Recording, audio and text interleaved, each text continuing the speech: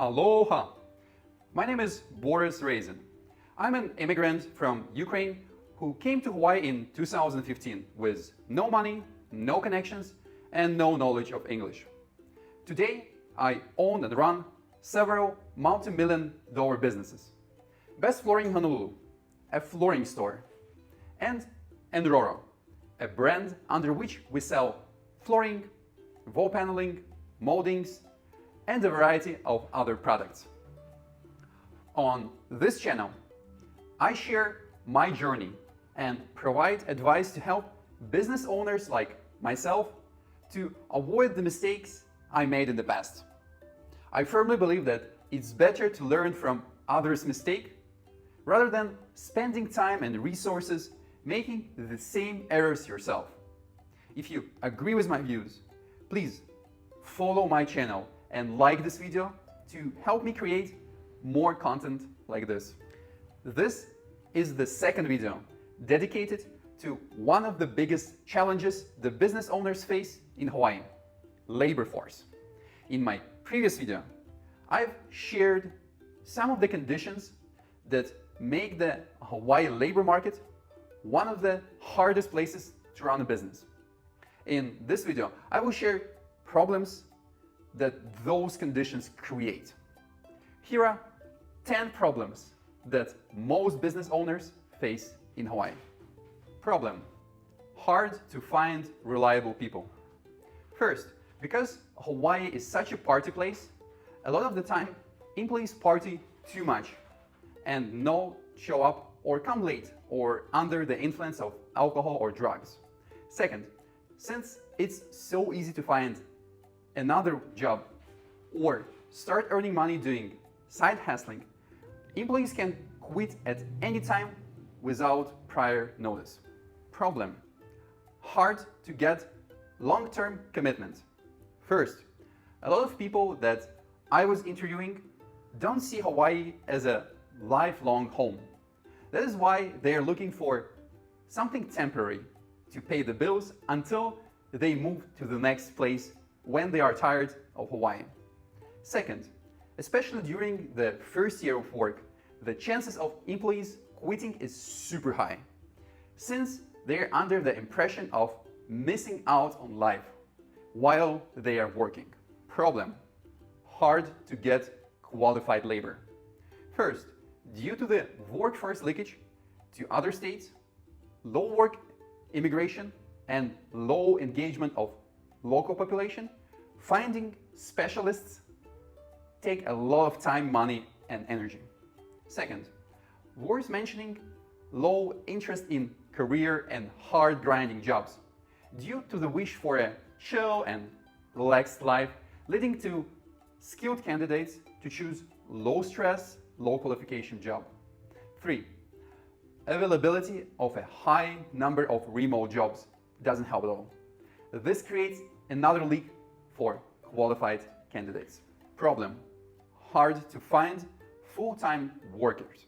First, even after finding a qualified candidate, motivating him to work full-time is super hard, since most want to spend more time outdoors in Hawaii instead of working hard in the store or on a job site. Second, a lot of employees prefer to work a minimum number of hours, just enough to pay the bills. Problem: hard to get a lot of candidates to choose from. First, there are some businesses that get a lot of resumes because the job is outdoor, simple, fun, and gets tips. I know for a fact that my friend Alex, who owns a small restaurant, gets a high number of candidates almost every day. From his words, even when he doesn't have a for hire sign, there are still a couple of people who walk in to ask if he has open positions. But it's worth mentioning that even though he gets a high number of candidates, the quality of candidates and period that they work after being hired is super low for both. My friend Nathan, who owns a surf school and store, confirms this with his experience as well. Since his job opening looks super fun and makes good money, a lot of candidates ask to apply, but most of them are inadequate or quit in a couple of weeks. At the same time, the number of applicants can be completely different depending on the niche. For example, for my businesses, even when advertising for the least skill-based job openings, I get at best 1-2 resumes per day. And trust me, they're terrible. Problem: high staff turnaround. Ease of quitting the job, high number of job openings, unwillingness to work full-time, and other factors mentioned above are causing the high staff turnover as a result. A lot of employees are quitting due to personal reasons, and some are fired due to inadequate behavior. But now you need to hire more people to close open positions. Rarely in Hawaii I see businesses with a stable team, unless it's a very small one with 1 to 3 employees that have been doing the same tasks for decades, or a big business where just people are trying to hold to because of the benefits. Problem: hard to gather a solid team. High staff turnover leads to the next problem: inability to create a stable team. Since all the time you have people that come and go. And as you know, the core of good business is a solid team that makes sure that everything works like a well-coordinated mechanism. Problem: high expenses on educating staff. Due to the high staff turnover, you need to teach how to do their duties to every new employee that is coming into your business. You need to teach them how to use your software or tools, how to communicate with customers or with other team members, how your business operates and what the business goals are, etc. And this happens every time when one employee leaves and the next one joins the team. Problem: resignation without notice. I'm not sure if it's a general trend or something I'm experiencing as a part of easy to quit your job thing, but multiple times I've been in a situation when my most reliable employees, well, how I was thinking, would quit without any notice. And this occurred on multiple occasions. The most recent story that I had was that I hired a personal assistant. She was hardworking for over a month, answering calls, talking to customers, accepting orders, and doing her duties great. I was so happy with the quality of her work that after only 1 month, I was thinking about increasing her salary and increasing her duties, responsibilities. I even asked what she was thinking about it, and she was super excited. In a couple of days, she asked if she could take a day off. I've said that, of course, since I was so happy with her work and tried to help her as much as I could. She was absent for 1 day.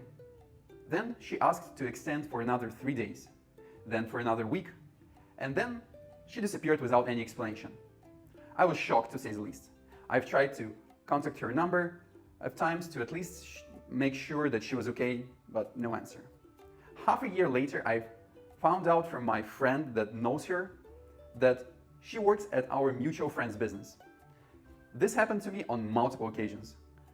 Not as critical, but with a similar pattern when I wasn't receiving a prior notice and employees would just not come to work the next day. At some point, I got a feeling that I was doing something wrong, but I've heard the same stories from other business owners on the island, so this wasn't a trend, I guess. Important addition.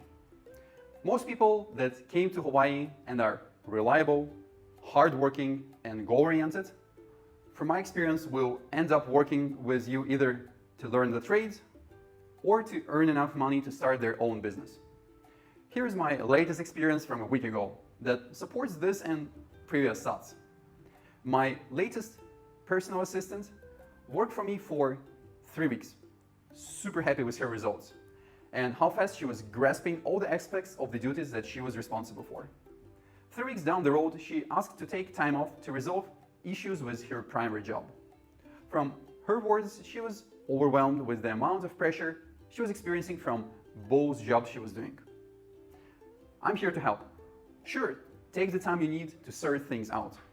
In a couple of days, I get a call from her to extend this time for more days. I agreed. And after that call, she disappears into the thin air. Since we're friends on Facebook, I found out from her social profile that instead of sorting things out with her job, as she mentioned, she was opening her own business. To be totally honest, I'm super stoked for her. However, she's another example of how we please quit without prior notice or even notification of quitting. Now, when you know what to expect, you're prepared. If you are at the phase of deciding what business to start in Hawaii, it's crucially important to take in consideration everything mentioned above and just make proper adjustments. Everything I said may sound grumpy, but honestly it's not that bad, since Hawaii has a lot of advantages for opening a business as well. I will share more about that in one of my next videos. By the way, from everything I've mentioned, is there something that I missed or something you disagree with? Please let me know your opinion in the comments below. I read all of them and would love to hear back from you.